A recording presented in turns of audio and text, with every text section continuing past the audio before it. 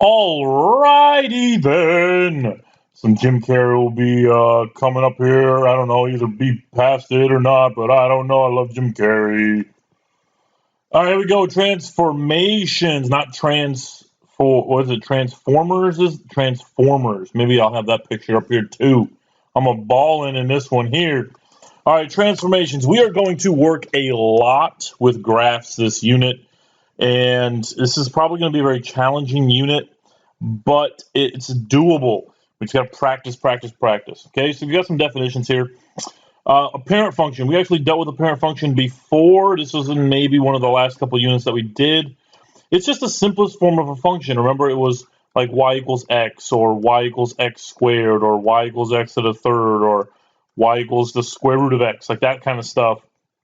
And what we're going to do now is take those initial functions, the parent functions, and we're going to do a couple different things. The first one is a translation.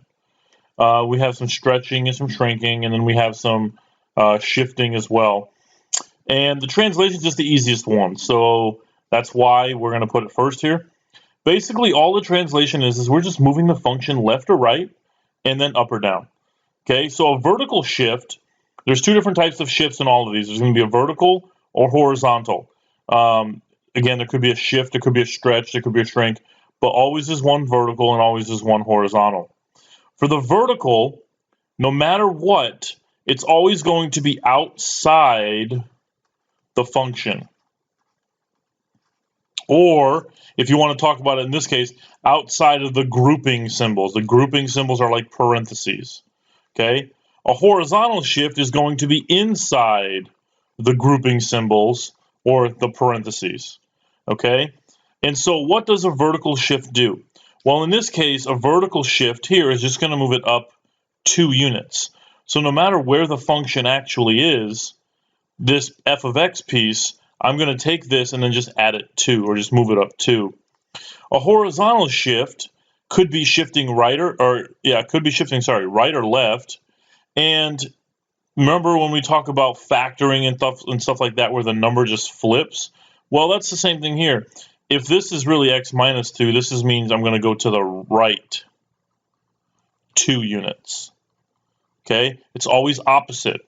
So inside the parentheses, a horizontal shift is always, opposite. Okay? In the vertical shift, it's always the same. I know there's a lot of writing here, but this is kind of how notes go here. All right, so vertical shifts are always the same. So if it says +2, then I'm going to go up 2.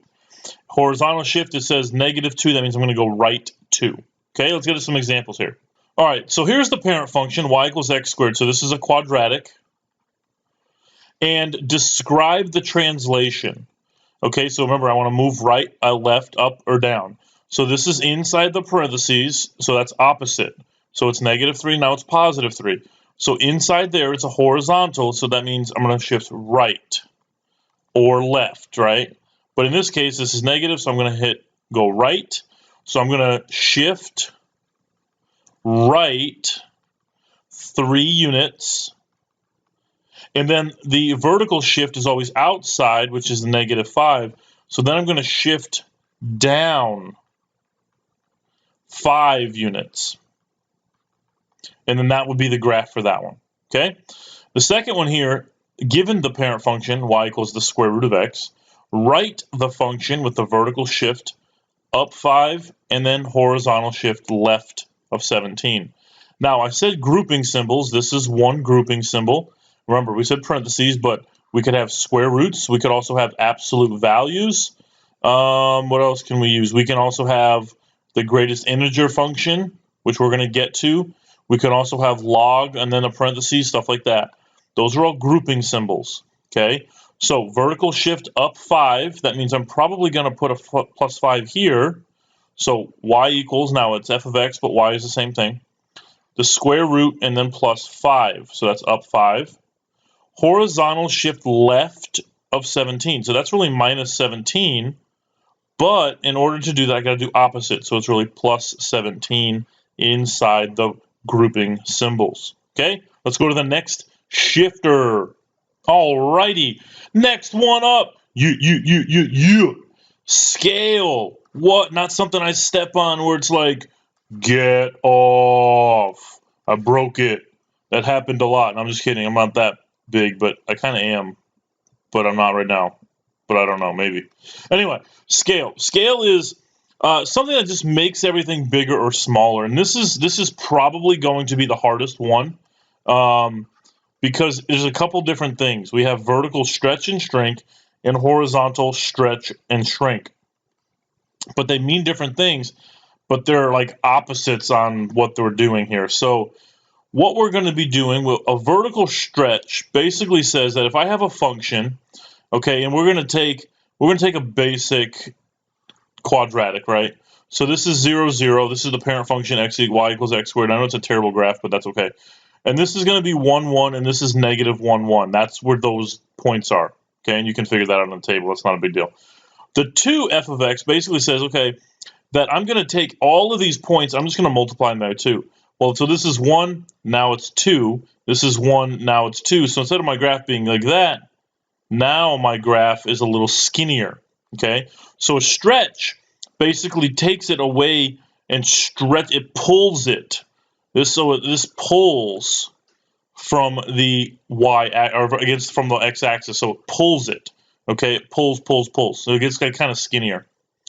A shrink is going to take everything that whatever f of x is, okay, and it's going to make it smaller, make it a smaller value. So in this case, this would be like 1, 1 would now be 1/2, and this would be 1/2. Okay, so it's going to make it skinnier, as opposed to stretching it would make it skinnier. Okay, this is going to make it flatter. So like a shrink is like if I sat on it, right, it would shrink. If I pulled it, then it would be stretch. I'm stretching it. A horizontal stretch and shrink. So let me graph this here real quick. So if I look at a graph, okay, and I'm going to say that this is my graph here, a horizontal stretch is basically taking the graph and I'm going to make it so that it's stretched out that way. Okay, it's stretched on the x-axis. Okay, and a shrink is going to take the original function there and kind of shrink it and make it smaller. Okay, that's what they're doing with the inside the f of x. Okay, with the inside. Remember, the inside is really opposite. So yes, you're stretching it by a factor of 2, but you're really dividing it by 2. And then here with the shrink, you're actually basically taking out a half. So the way it works is you're doing opposite. So yes, this is a half times x, but it's really 2 times.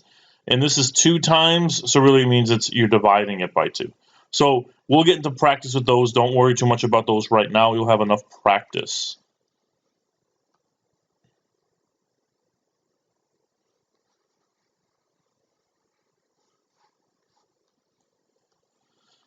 All right, parent function time. So here's the parent function, x squared. Describe the scale. Okay, describe the scale. So this number outside here, okay, is going to tell me something. What does that number tell me? That because it is outside, okay, and it's an actual whole number, we're stretching a vertical stretch. Make sure we have vertical, horizontal in the descriptions. A vertical stretch, I can't spell stretch, TCH, yeah, there you go, of 4. Okay, so it's a vertical stretch of 4. That's what the 4 means. This one here, and there's nothing else to do with that because there's no number in front of the x here. Okay, there's no number there. So that one was kind of easy. The second one, there's no number outside, so that's good, but there's a number inside. So what I want to do whenever I have a grouping symbol with scale, and there's numbers inside that I can kind of make smaller and factor, I'm going to do so. So this is really the same as 2 times x minus 4 squared minus 5. The reason why I did this is because then if I ask you to graph this, you can say, okay, I'm going to move that way 4 times, and I'm going to move that way 5 times. With the 2 in there, you would have to do additional work, and it really wouldn't make too much sense. So factor out that 2. If it was a 3, factor out that 3. Okay? So this is now a 2 inside. So what are we doing? We're actually, remember, we're shrinking it by a half. Remember, we talked about that. It's opposite. So we're shrinking. It's a horizontal. I keep forgetting that. I know some of you will too, but please don't. Horizontal shrink by a half, or of a half. We'll say of a half. There we go. Of 1/2, because it's opposite. So it's a shrink by a half. Okay? Let's go to the last 2 over here. X to the third. Now I'm going to write it. All right, I'm going to write it. X to the third is a cubic function. All right, and this is a vertical shift down of 5, which means -5 because it's a shift. That's translation. And a horizontal shrink by a factor of 1/3. So y equals, since it's horizontal, that means it's inside the parentheses. And I got to put something with the x. Well, it's a shrink by a factor of 1/3. So that really means it's a shrink times 3. Okay? It's opposite, opposite, oppo, opposite. Opposite. It's opposite day. Yes means no, no means no. Haha. Okay? Last one. Horizontal shift right of 2. Okay, right of 2. Vertical shift up 3 and a vertical stretch by a factor of 4. So this is a lot to deal with on this one. Okay, so it's a vertical shift up of 3. So that means at the end it's going to be a +3. And I'll say f of x on this one. Equals, here's my parentheses. This is to the third power. I am moving it right 2. Right 2, but it's opposite. It's horizontal. So it's literally left 2. So it's x minus 2. Okay, then I want to have a vertical stretch by a factor of 4. So vertical stretch, they're the same. So stretch means multiply with the whole number. Boom, 4 right there. Okay, that's the scale. This is the hardest one, and it is no joke. Okay, going to be the hardest one. Everything else is not too bad. And the definition of reflection is just to flip it. Flip it, flip it, flippity, flip it. Okay, it's just literally flipping it up to down, down to up, right to left, left to right. And we're going to go about the x-axis and about the y-axis. These are a little confusing, but basically what this means is we're going to flip around the x-axis, and this is we're going to flip around the y-axis. That's really all it says about, but that's what it means, okay? So about the x-axis means it's just a vertical shift. And how it looks is we have whatever the function is with just a negative in front of it. Okay, so remember, if we had y equals x squared, we have something that looks like this. But if we have y equals negative x squared, it's just upside down. The negative in front of the function just flips it. Okay, the next one is horizontal shift. The next one is a horizontal reflection. That's taking the negative inside the parentheses there, the grouping symbols, whatever the grouping symbols have to be, and we're moving it left or right. Like we're flipping it left or right from about the y-axis. So for instance, if I take a square root function, remember a square root function looks like this. This is normal, y equals square root of x. But if I take y equals negative, or square root of negative x, this is then going to go this way. Okay, I'm flipping it. So this means about the y-axis, so I'm flipping it over there on the y-axis side. Okay, let's get to some examples here, and then some awesome sauce below. So describe the reflection. Here we go. What am I doing? I am literally just flipping about the x-axis, and this is a vertical reflection. Vertical reflection. Okay, please write them out. Don't just say reflect or ref. Okay, describe this reflection. This one here is going to be what? Well, this one might not make any sense. I'm going to rearrange this a little bit. So here we go. Y equals 2 times, this is really negative x plus 4 squared minus 5. The reason why I'm rewriting these is because it's easier when I'm going to graph it so that I can tell you where this plot, like the point is going to be. Okay. My next step was going to be y equals 2 times. I'm going to take out a -1 here, okay, and this is x minus 4 squared minus 5. Now I know right there, boom, that it is a horizontal reflection. But then I also know that this graph is going to start at 4, -5. That's my ordered pair which the graph's going to start. Because of me factoring out that -1. I don't have to do that per se, but it's probably easier that I should do that. Parent function y equals the absolute value of x. Vertical shift up 1, so that means up 1, and reflected about the x-axis. The x-axis is a vertical shift, so this is just f of x equals negative absolute value of x plus 1. That was easy. Write the function horizontal shift left of 2, vertical shrink by a factor of 5, and reflected about the y-axis. Whew, this is a lot. So I got y equals, I'm going to have absolute value of x. What else? That's it, right? And then I got everything else. So what do I need to do? So because it is a horizontal shift left of 2, I'm going to have some value in here. This is x plus 2. Left means negative, so I got to be opposite plus 2. Reflected about the y-axis, that means it's a horizontal reflection. Horizontal reflection, that means there has to be a -1 in front of the parentheses inside the absolute value grouping symbol. A vertical shrink by a factor of 5.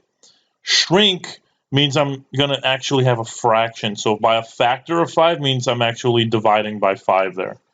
Okay. Yes, it doesn't look that like we didn't talk about that piece, but a shrink is a fraction. So make sure you have the fraction there. Okay. And that's it. Now, if you wanted to, you could also say, okay, this is really 1/5 times the absolute value of -x minus 2. It's the same thing. That's fine. This is preferred, but the second one is okay. All right, now comes the really, I don't know, for you fun time maybe, or not so fun time. That's up to you, but this is probably going to be a little confusing at first, and that's okay. So that's why we got to make sure we pause and understand, rewind, whatever we got to do. Okay, so we have 4 variables, A, B, H, and K. The A, the H, and the K are the better known, the well-known values here, variables, and they each do different things. Each of these functions have an H, an A, and a K in them, and they all do the same thing. The B is going to also do the same thing, but I'm going to show you what that B really means. So the A like Fonzie, whoa! So it's a vertical. An A, whenever you see an A value in the thing there, in the equation, it's just a vertical stretch or shrink.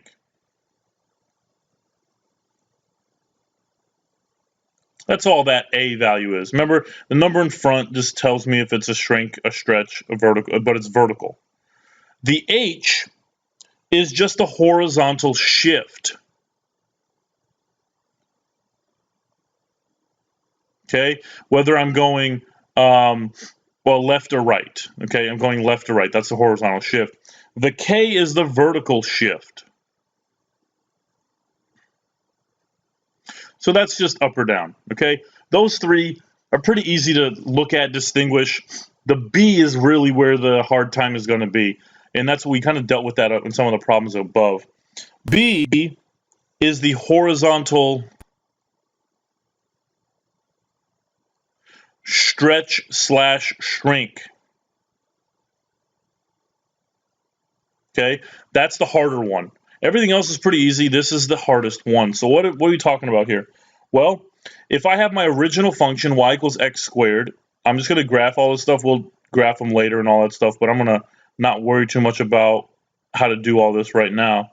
So there's my y equals x squared. Hopefully I can graph this. Not bad. Okay, fantastic. That is that. And so what actually happens? Well, this vertex right here, the 0, 0, right, that origin right there, that is h comma k. That are these 2 values. Okay, so that's h, that's k. This is the point that moves, that shifts. Okay, this shifts left, right, up, down. That's the thing that shifts right there. So the A, the H, and the K, you can follow along with that is there. But if I want the B, here's what the B value looks like.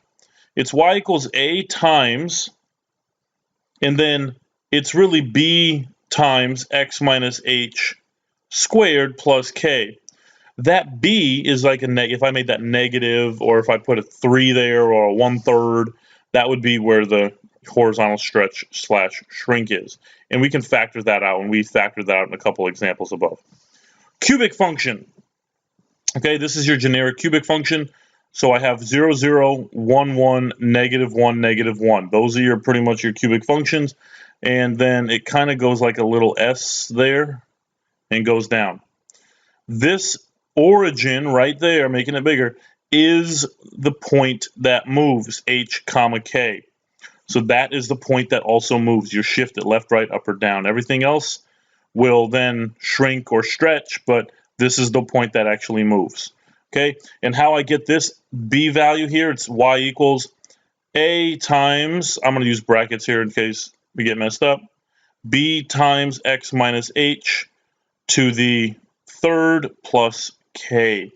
All right, so again, B is just in front of the grouping symbols inside the function to the third power, but outside the grouping symbols. Absolute value of X, generic, is pretty easy. It's just literally just like this. Okay, it comes to a V right at the origin. This origin point is the point that moves, H, K. All right, you notice that's what we're talking about. That's what shifts left, right, up, or down.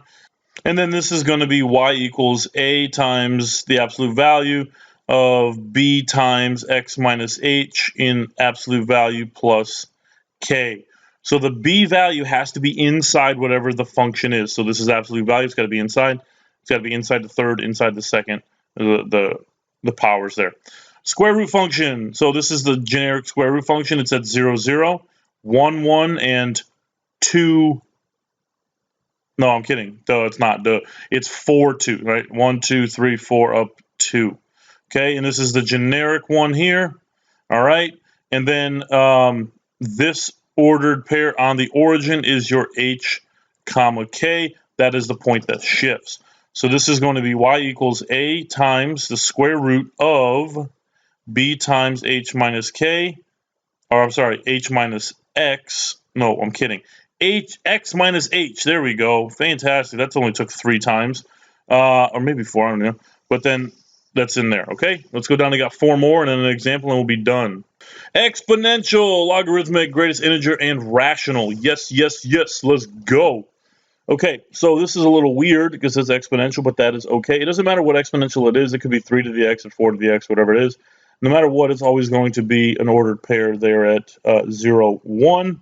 And then it goes up from there depending on what it is. But basically, it runs along the x, and then it goes up. This x-axis right here, okay, x-axis is an asymptote, okay? It doesn't actually cross it. That's when asymptote, we'll get into more of those later.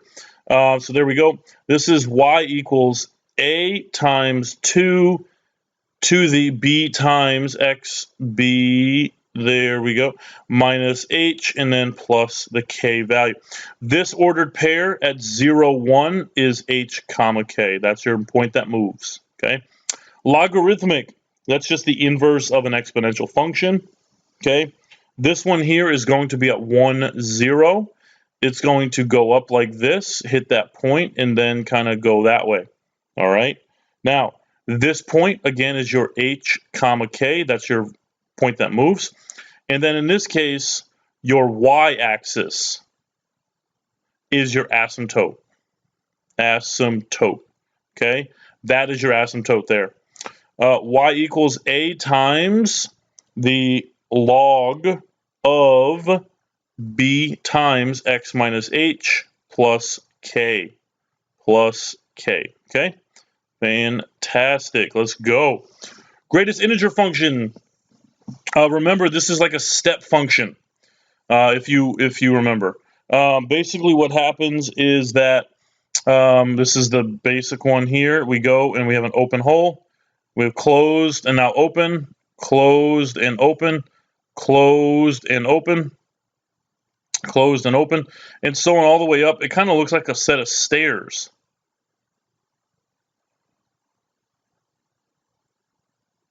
And that's, oops, this should be open. That should be, oops, that should be open. And that should be open. Okay. Looks like a set of stairs, like, doop, doop, doop, doop. I'm walking, and I'm walking, and I'm walking. Or like a yo-yo going down the other side. That'd be kind of cool, huh? And so that's what that graph looks like. HK is the original point right there at the origin, H comma K. That's the point that moves, again, shifts left, right, up, or down. So this is A times the greatest integer of B times X minus H plus B. Oh, not plus B, it should be plus K. Sorry, that's a typo. Plus K, plus K, plus K, plus K. There we go, fantastic. All right, and greatest integer function, we'll get more practice with that, but basically it is if I always round down. So if I take the value of 4.5 and I plug it into the greatest integer, it actually gives me 4. If I plug in 4.9, then I go to 4. I round down to the nearest integer, unless I'm already at an integer. So if I'm already at 5, then my answer is just 5. Okay, that's how greatest integer functions work. Rational function, this is the last one. All right, we have our graph looks like this. It goes through 1, 1, and then negative 1, negative 1. It follows there and comes down. It then follows up here and goes through. In this case, we have two asymptotes. We have a vertical asymptote at x equals 0, okay, which is the y-axis. And then we have a horizontal asymptote along the x-axis there. So y-axis and x-axis are horizontal asymptotes. What's really weird about this one is that the asymptote is what moves, okay? Those two asymptotes are what moves. That's your h comma k. This is a weird one, okay? This is really the only one that doesn't have an actual point we're moving. In this case, we're moving asymptotes. Okay, we'll get more into that as well. In this case, the b value would be y equals a over, and then b times x minus h, and then plus the k value. Okay, great, fantastic. Again, we could always use graphs and tables and all that jazz to jazzy this up. All right, so what I want to do, this is absolute value. This is your last example here. We're going to actually walk through it together. We're going to talk about some things here. And if I look at that actual function, it's negative 2 times the square root of x plus 1 minus 3. There's a lot going on here. We're going to graph them. So first thing we're going to do is I'm going to graph the actual parent function. Okay, parent, I can't spell. It says parent, like a double R, like the arre. Parent function. So parent function is at 0, 0, 1, 1, and then 4, 2. So there's that one there, okay? Then what I want to do is I want to look at the function and I want to say what each of these things are. Well, we know this because it's inside the grouping symbols. That means I'm going to go left 1. This is a horizontal shift, and I'm going horizontal shift 1, okay, or left 1. We're going to say left 1, okay, horizontal shift left 1. This here is a vertical shift. Vertical shift, I'm going to go down 3. Remember doing always the same there. This negative tells me that I'm reflecting. It's a vertical reflection. Vertical reflection. And then the 2 tells me what? That it's a vertical stretch. Okay? Vertical stretch. So there are 4 things here that I really have to be worried about. And this on the left-hand side are the rules. I always want to do this first, stretch, reflect second, and then translate third. So we have a stretch, a reflect, and 2 shifts. The shifts are the translate, the reflect is right there, and the stretch is right there. So let's do the stretch first. That means I got to multiply this by 2, okay, by 2. So the original function times 2. So that means I just take this. 1 times 2 is 2. 2 times 2 is 4. So let me change colors up in here. So multiply by 2, multiply by 2. Now the 0 multiplied by 2 is still 0. So that is now looking like that. All I did was just shift it up 2, or stretch it 2. Okay. The next one I have to reflect. So I'm going to reflect it over. When I reflect it, because it's about the where are we talking about? It's a vertical, so it's about the x-axis. So the x-axis is right here. Okay, so the x-axis is here. So I'm going to take this and I'm going to flip it. Okay, literally top to bottom. So it's still at 0, 0, so that's good. Now it's at 1, negative 2, and then 4, negative 4. 1, 2, 3, 4. And then I'm going to draw that. All right. Then I have the stretch is good. The reflection is good. Now I got to translate. So now I'm going to take every point here and I'm going to move it left 1, down 3. So left 1, down 3. Left 1, down 3. Left 1, down 3. It's off the graph. Sorry about that. Okay, and I'm going to go boop. And then this is the graph that I want, this blue graph. Blue, it's in blue, okay? You're going to show all of that work. You're not just going to draw the graph of what it looks like and at the beginning, at the end. You're going to show all of the processes to get your final value, okay? I hope this lesson wasn't terribly hard, but some parts probably will be. But that's where the practice comes in. All right, practice. And yeah, please ask questions. You probably will have some, and that's okay. All right, don't expect to know how to do this right off the get-go. Okay, ask questions, please, please, please. But other than that, I'll see you on the flip side, I guess, and deuces.